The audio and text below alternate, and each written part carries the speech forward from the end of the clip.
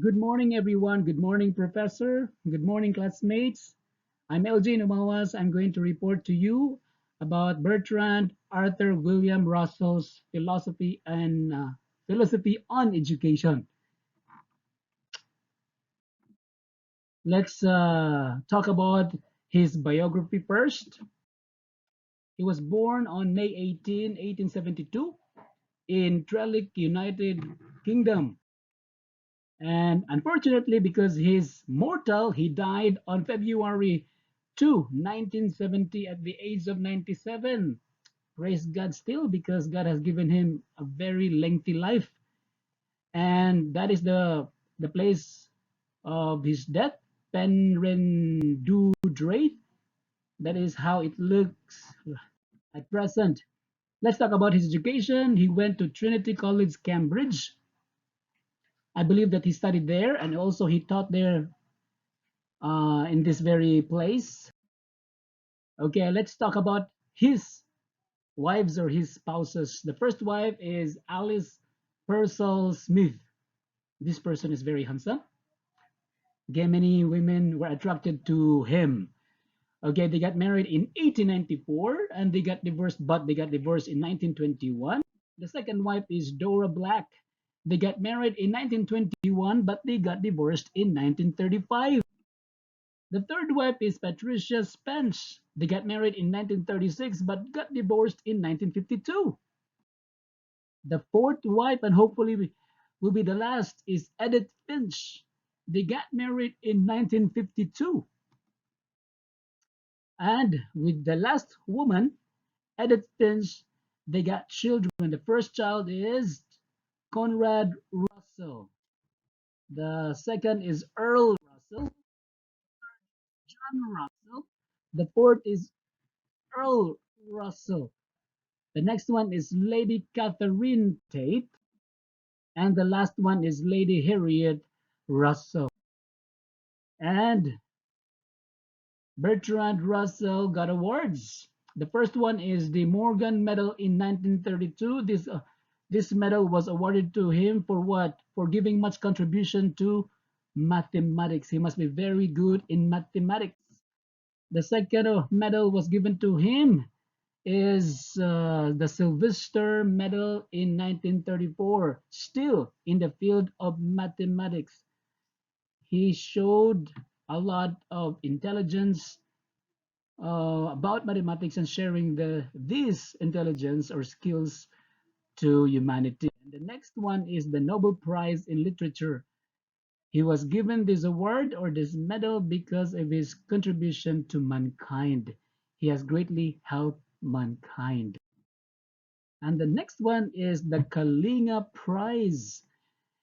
Okay, this medal was, or this award was given to him for the contribution, his contribution to science in the popularization of science. And the last award is called the Jerusalem Prize in 1963, and this prize is all about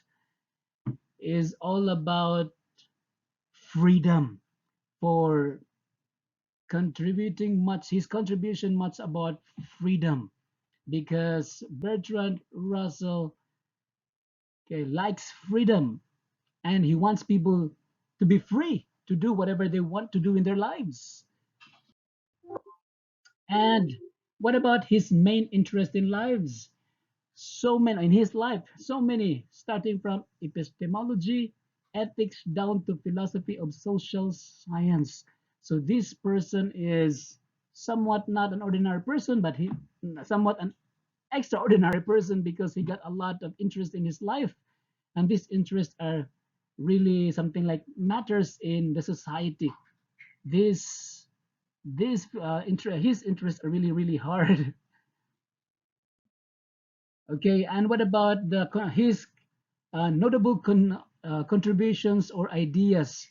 So you might be able to see the writings there, but anyway, there are just so many, right, ideas that he was able to share when he was still living, right? The screen on my PPT isn't enough to contain them all. But anyway, just imagine how notable this person is and how many he contributed much ideas to or many ideas to people. Okay, let's move on now to basis of philosophical analysis. So he got analytic philosophy is a philosophical movement that seeks the solution of philosophical problems in the analysis of propositions or sentences. This is my first time to hear this kind of philosophy. But anyway, what is this philosophy all about? Right, this is the love of wisdom through finding out or solving out problems by the use of analysis, by the use analyzing sentences, concepts in sentences, or how sentences were grouped together and how they're related to each other, and somehow you are going to analyze them in order to solve a problem. Use this kind of this kind of philosophy in order to help humanity. So we get examples here. We have the analytical feminism, analytic theism, and analytical feminism. Okay, let's talk a little bit about analytical feminism. Right, feminism, maybe we're familiar about it. It talks about women, about women, right? So the concept about what is the problem about women? They what? Women wants to be equal with men, or these sexes must be what? Must be treated equally.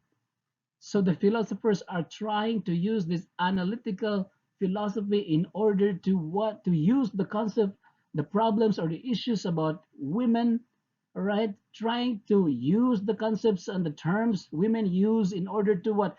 In order to put up a solution to the problems of women in the society. What about analytic theism? What about analytic theism? It talks about God, right? Analyzing things, okay, write-ups about theology that were written by right people, and somehow use this analyzing all these write-ups, right, and trying to find, okay, trying to use these write-ups in order to solve a problem about God or questions about God. And the next one is analytical Thomism. We have analytical Thomism. This is derived from Thomas Aquinas. He had written so many essays. So the philosophers who are involved with analytic philosophy, they also study the writings of Thomas Aquinas in order to use right his concepts that he had written in order to solve problems in the society. So very interesting about this analytic philosophy that Bertrand Russell, okay, found interest in. Okay, let's move on now to the educational thoughts of Bertrand Russell. According to Russell, education is a process of self-development. But self-development is possible only in and through society. I like this. Why? Because it entails in self-development, meaning to say it entails there is freedom to the child or to the learners. They're given freedom to learn. What about the freedom to learn in their activities? Maybe in the classroom, they're just what given the time to do anything with the activities and later on find it, ask them, what have you learned? There is freedom in here. But self-development is possible only in and through society. So in this statement of Bertrand Russell, the society where the learners are have a big role to play. The society will contribute much to the learnings of the learners. And as I mentioned, that development development maybe intellectually, emotionally, mentally, psychologically, or spiritually will only come through the help of people, right? Surrounding the child. Every individual has a social self. Russell pleaded for education for good and creative citizenship. Well, anyway, what is the purpose of society?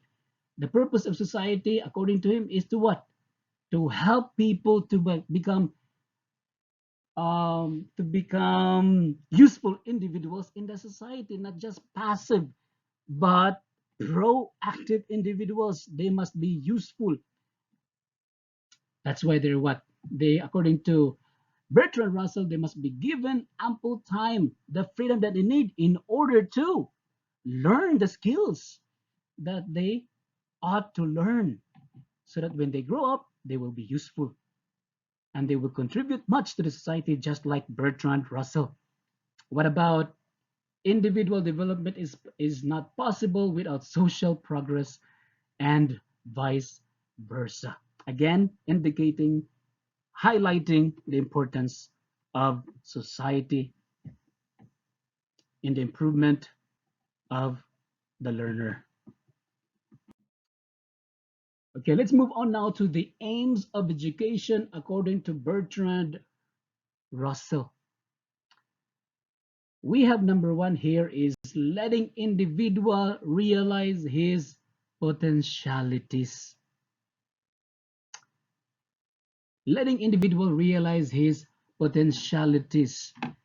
This can only be done by teaching the individual or the learners what his skills are that he has or he possesses, that he has been endowed with, and what are his strengths, what are his weaknesses, and how these strengths can be used in order to help humanity, and what are his weaknesses that needed to be improved.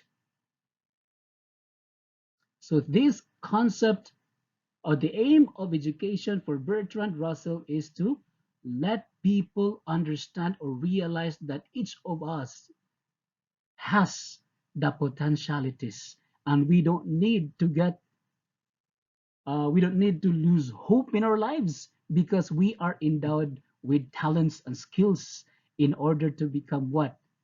Blessing to humanity.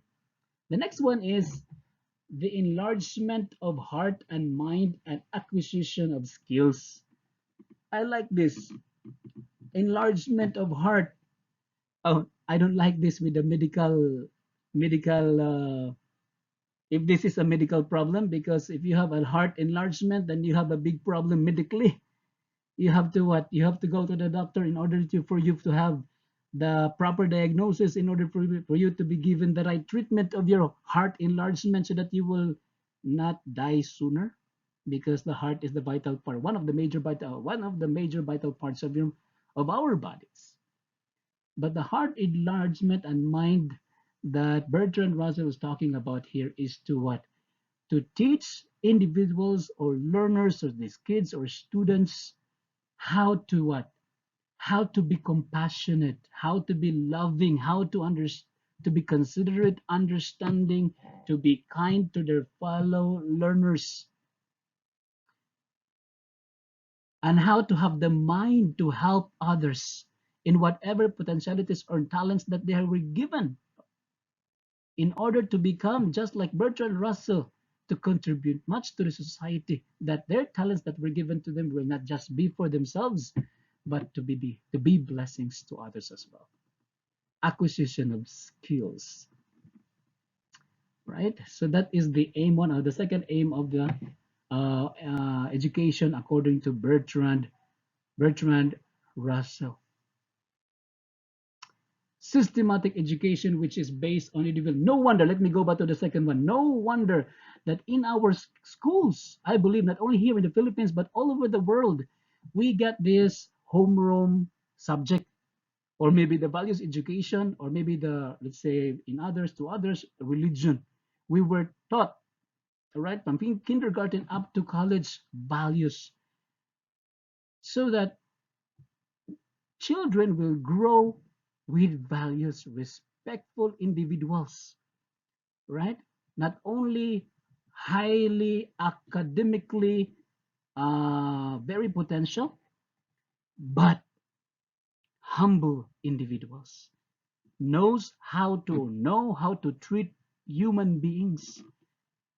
When they're already in high position, they know, all right, they know how to treat individuals because they were taught values, right manners, the GMRC, the good manners and right conduct, right from the beginning, right from kindergarten.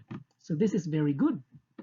Heart enlargement, heart enlargement and mind and acquisition of skills. The next one is systematic education, which is based on individual freedom, is recommended. Again, I would like to highlight here the systematic education by what? Giving freedom to individual. Again, that's why in the teaching methodologies and with the different pedagogies that we were taught as teachers, if many of you are teachers or we've been learners before or even now, right?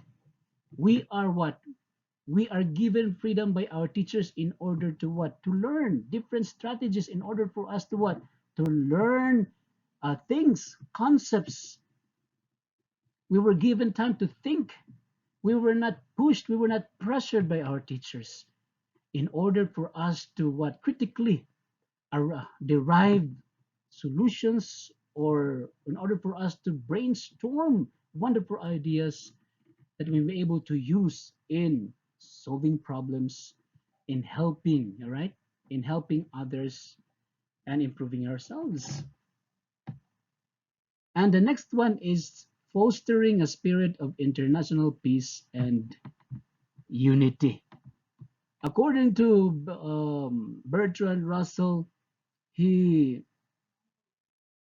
he likes this because he wants learners to be at peace with everybody.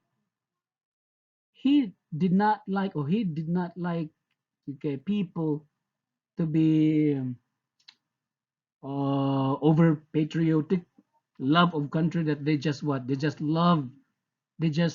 grow to love their own country and treat other nationalities or other countries other countries lower than them, or other people lower than them, because they were taught from the very little that their own country is the best and the others were ugly, right?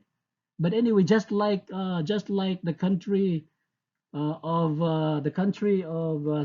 North Korea. This is a dictatorial country, and they are led now. Their leader is Kim Jong Un right now in North Korea, and children there are taught that they are the best country in the world. That's why they were taught to love their own country. That's why they are deprived from leaving their country.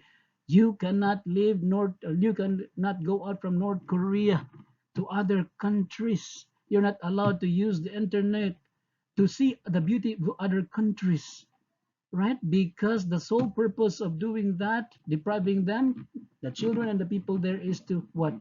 To fool them by believing that their country is the best country, that the Philippines and America and other countries are all uglies, and they don't deserve to be praised. So that's why they just worship their own country and thought that they were the best country in the world. Bertrand Russell did not promote that kind of idea. He wants children to what? To grow, having peace in their minds. When they see children from other countries, white, black, brown, red, they will not be afraid and criticize these foreigners, but they would love to come to them and what? Offer their talents and showcase their talents to what? As a token of peace and welcome. So that is aims of education according to Bertrand. The next one is individual development is not possible without social progress. That's already mentioned. Okay. Yes. Okay. I'm not going to discuss this. Say something on this because I already talk about this. Now let's move on to the curriculum. So Russell recommended a general and compulsory curriculum for children up to the age of 14 years. When we say general, that he would love, okay, for children to learn the different kinds of subjects. Okay, we have science, mathematics, chemistry, general subjects, so that the children would be able to what, to be exposed to the different ideas, different knowledge that they ought to learn, so that they will not just be focused on one subject, and but okay, have the taste and have the ideas on how other subjects, other subjects run, and how other subjects are being taught as well. And what else? Up to the age of 14 years old, there's a compulsory, that is a compulsory curriculum at the age of 14 years old. And then at this stage, the curriculum should include ancient literature, modern language, mathematics, science, geography, music, and dance. Russell has prescribed two types of curriculum for children between the age group 15 to 18 years old. So at the age of 15 to 18 years old, he had prescribed two types of curriculum. We have specialized curriculum will be followed by advanced students. We cannot deny the fact that there are really students that are genius, way advanced than the others. So he proposed that these kind of learners must be grouped together and they must be given a different kind of curriculum. Right? And the other one is the general curriculum will be followed by mediocre and less intelligent students. Curriculum will be followed by mediocre and less intelligent student. But I have something to say about this. I don't like the wording.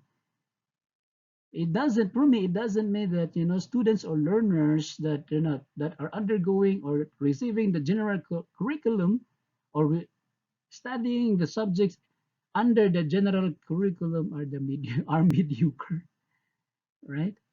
I believe not. I believe not. There are mediocre students, right? But not all. There are average students as well who are taking subjects under the general curriculum. Or let's say I like the less intelligent students, right, rather than the mediocre. But anyway, the highlight there is he proposed two types of curriculums for the advanced and for the less advanced or the less intelligent. All right, I believe that we come to the last part of this report. We have the impacts of Bertrand Russell's philosophy on education. So what are the impacts of Bertrand Russell's philosophy in education? So we got number one here.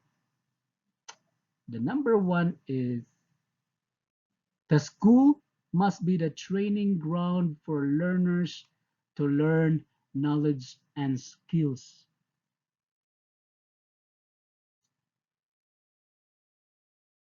As as we can notice, right, that even not only nowadays but way back in the past, okay, students or learners have to go to the classrooms, have to go to the schools in order to learn knowledge, in order to learn different types of skills, in order for them to be trained in different kinds of skills.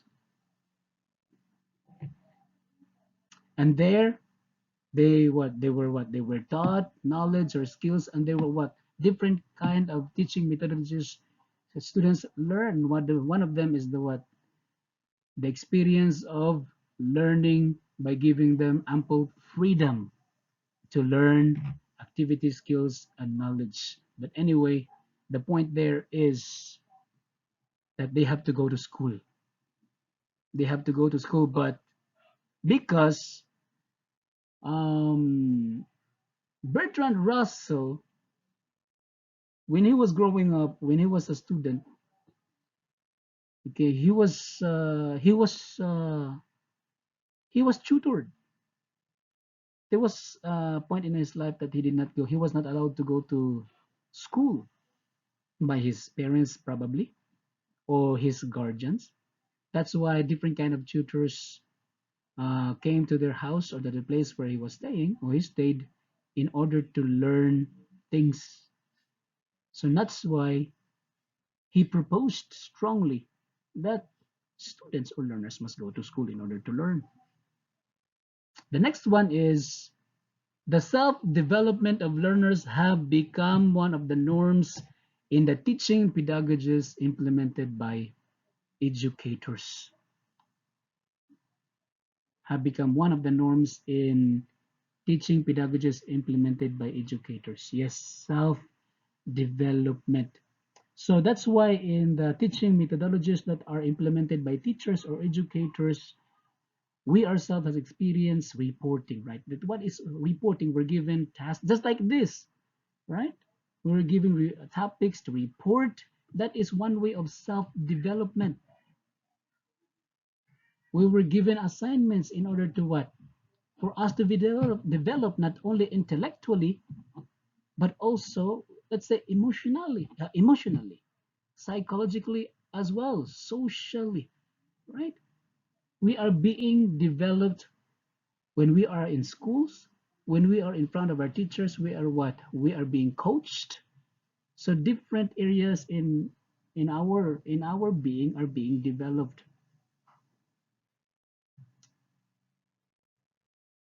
And so these concepts are now being have been implemented for the longest time, especially in DepEd, right? In not only in DepEd but also in other private schools. These types of concepts were being implemented to students. And the last one I believe is schools have been established to cater an educative process through giving students the freedom they need while learning subject matters. I believe that I already discussed it a couple of times about indicating the right how important freedom is in helping learners to learn. Let's talk a little bit about freedom. I believe that freedom is very important for learners really to learn. Freedom to ask questions. If there's no freedom given by teachers for students to ask questions, then how would teachers would be able to know, right, if they understood the subject matter or not? Because the teacher just teach and teach and teach and teach, and after that give quizzes without asking them what part of the lessons you didn't understand. Very autocratic, very dictatorial, and that is not a good pedagogy that a teacher would impose or implement in the classroom. Freedom to say no, freedom to say yes. Well, anyway, I believe that I have tackled much, but not all. If I have forgotten important ideas about Bertrand Russell's philosophy in education, then I'm very sorry. But please do your research about this topic so that you will learn more. But anyway, before I will end, I would like to thank my group mates, especially Ma'am Bascon. Oh, Hannah Bascon. For allowing me to join in the given report, and also to Ma'am Shakel, right? I would not be able to answer your questions because this is a pre-recorded video.